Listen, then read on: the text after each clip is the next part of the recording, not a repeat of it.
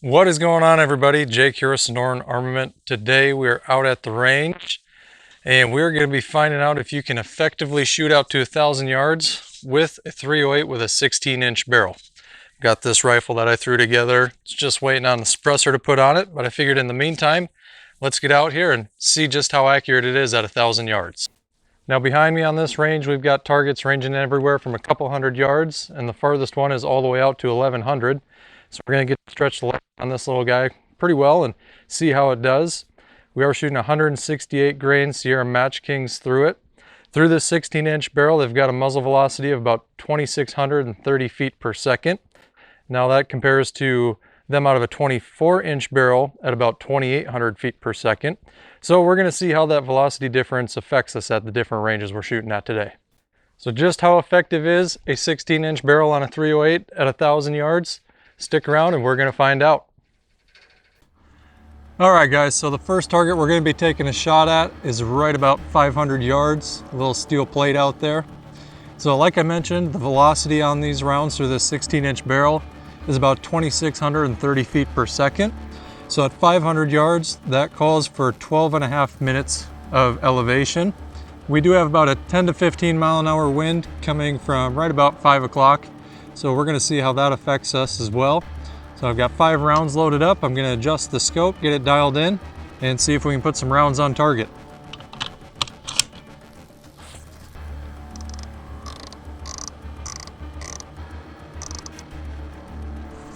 All right, so I've got the scope adjusted to 12.5 minutes of elevation. Probably going to have to hold a little bit off the plate for wind. So we're going to send some rounds and see where they go.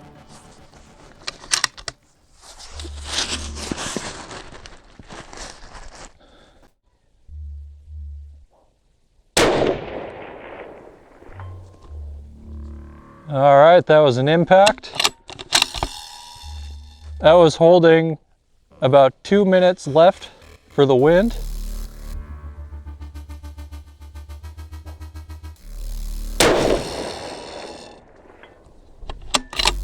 Another impact.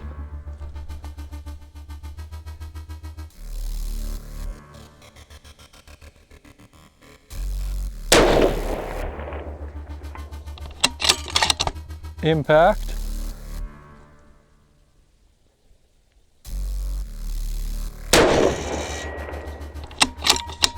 Impact. All right, we're going to give the barrel a few minutes to cool back down. It's a little toasty out today. I've got my my barrel cooler that I'll throw in it for a few minutes. Then we'll stretch it out a little farther and see how it does. All right, guys, we got another 5 rounds loaded up. Now we're going to be stepping out to the next target, which is 690 yards. So with that, the ballistic calculator calls for 22 minutes of elevation. So we're going to dial that in and send some downrange.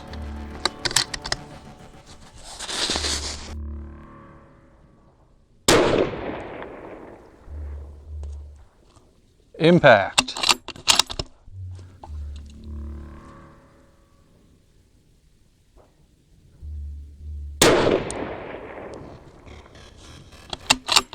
Impact.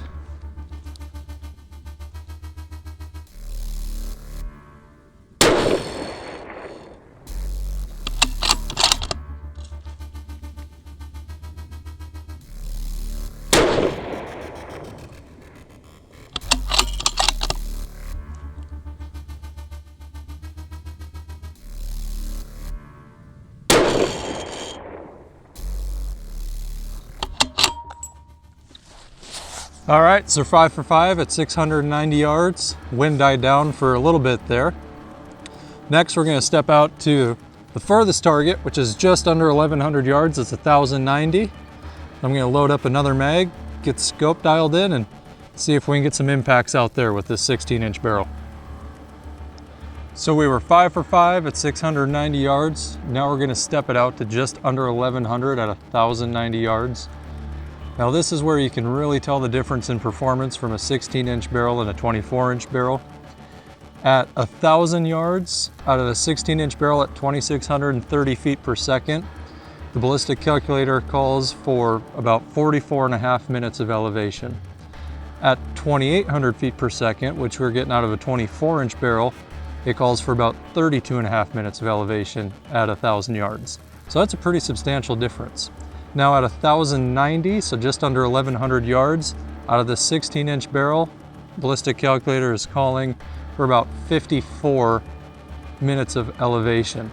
So we're gonna dial in the scope here, send a few down there, and see if we can get some impacts.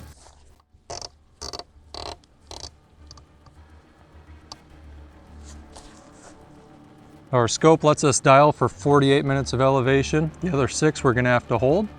Well, let's send some rounds downrange and see how we do.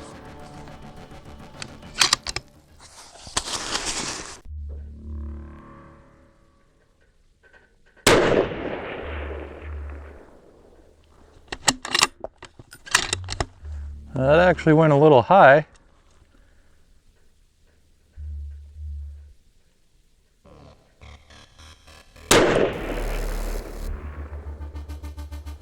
That was just over his head.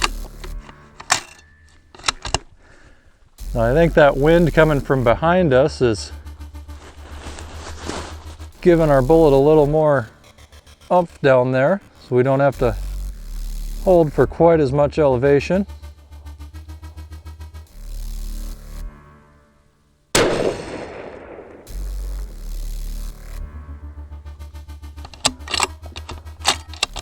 That one looked like it might have been low.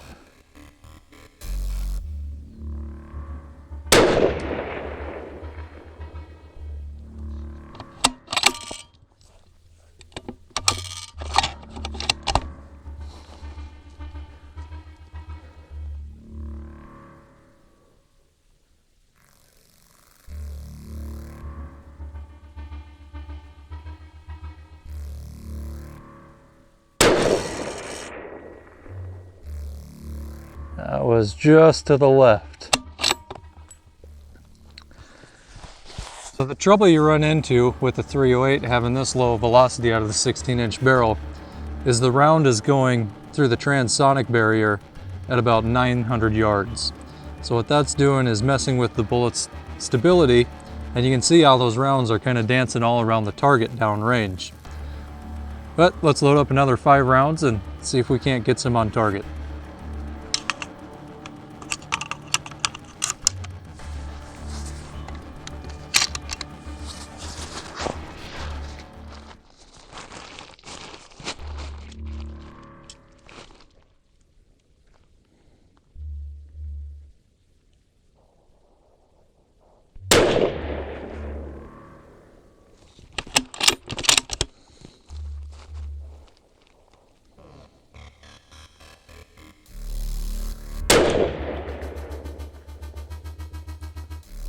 There we go, that was an impact.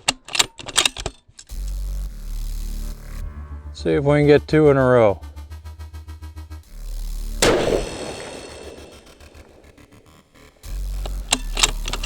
That looked just low and left.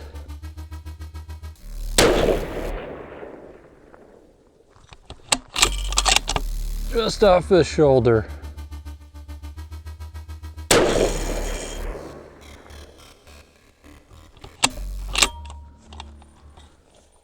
Well, you can definitely tell the shortcomings of having the shorter barrel when you're shooting at a distance like this. We're going to bring it back in a little bit, right around 800 or 900 yards, and see if our theory of that bullet breaking through transonic at 900 yards has any truth to it, and see if we can put some rounds on target there. Okay, so we're bringing it back in a little bit. We've got another target out there, 900 yards. So we're going to dial our elevation down to 32 minutes.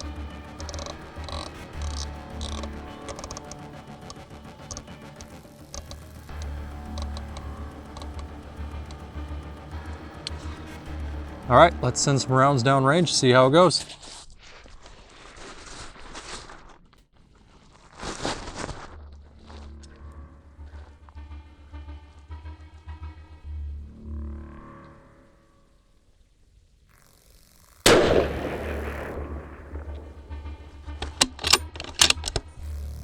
That one was just to the left. Adjust our wind hold a little bit.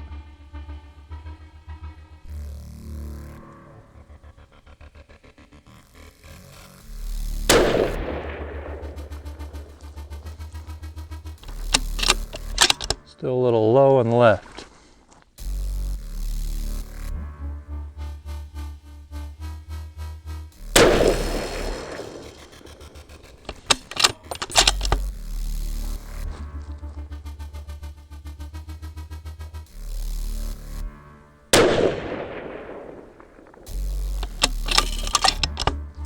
Held a little too far to the right that time.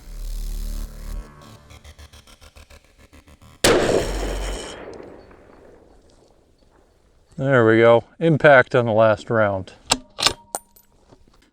It does seem that at 900 yards there is a big difference in accuracy compared to the 1090 we were shooting before.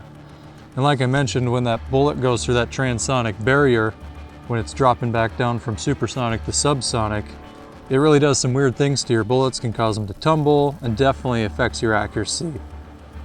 All right, we're gonna send 5 more rounds, see if we can get any more impacts at 900 yards.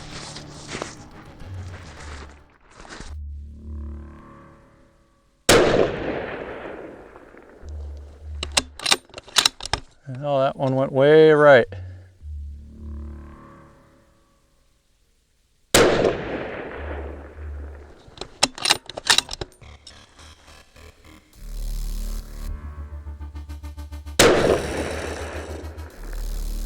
There's an impact. Our wind is shifting on us downrange. See if we can get 2 in a row.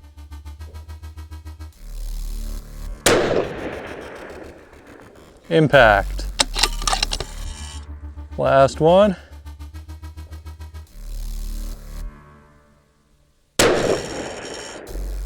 Impact.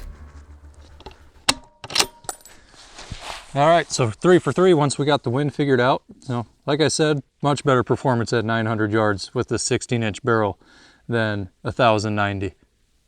Appreciate you guys coming out to the range with us today. I think it's safe to say the effective range on a 308 bolt action with a 16-inch barrel is somewhere right around 800 to 900 yards, depending on what ammo you're shooting through it. Once you get out to that 1000 mark, you're breaking through the transonic barrier, which is really throwing off the ballistics of your projectile. So we were able to get a few consecutive impacts at 900 yards. When we were going all the way out to 1090, it was a little bit tougher. We'll be sure to do another video with this little rifle once we get the suppressor back and get it put on. And we're going to see if that has any effect on velocities, which would obviously have effect on the range that it's capable of shooting to. It'll be interesting to see what the differences are between shooting it with no suppressor and a suppressor. If you guys liked the video, be sure to hit that thumbs up button and the subscribe button. Appreciate you guys watching. Let me know what your thoughts are. Is a 16-inch 308 effective for long range? Or let me know what your favorite barrel length is for a 308 for shooting long range. Appreciate it, guys. We'll talk to you soon.